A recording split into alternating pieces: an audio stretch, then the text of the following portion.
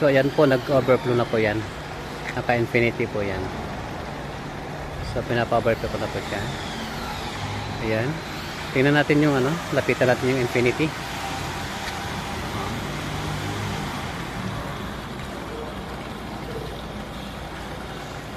Parehas po may ano, may bagsak po na to sa infinity. Okay? Isa-isahin natin. Ikot tayo sa kabila. Yan. Meron din po. Pantay.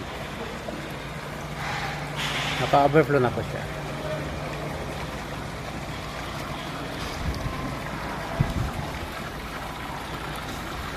Ayan.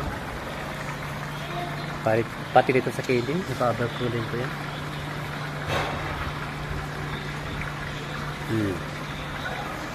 So, ayan na po. Naka-overflow po siya. Ganyan lang po ang operation dun sa pump prom, ha. Nakabukas yung infinity. Saka yung main.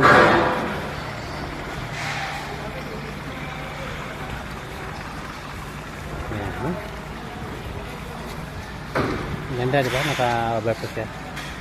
Yan po yung higop ng ano, infinity, oh. Kung mapapansin. Yan. Yung higop po siya. Kaya nag-overflow dahil dyan humihigop siya. Naka-overflow siya kapag bukas yung infinity valve doon sa pump prom. Okay? Yan, check natin ulit. Ayan po, oh. Pantay naman.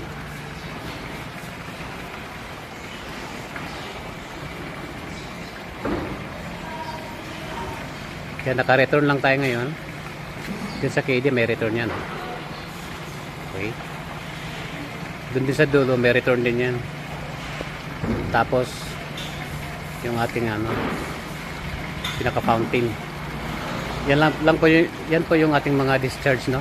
Mula dun sa pump prom na naka-under yung ating makina. Return lang at saka fountain.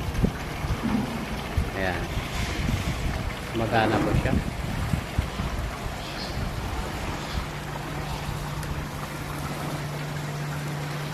So ayan guys, naka-overflow po tayo. Nandidiyan yung ating pump prom. Ayan, umandar yung ating makina.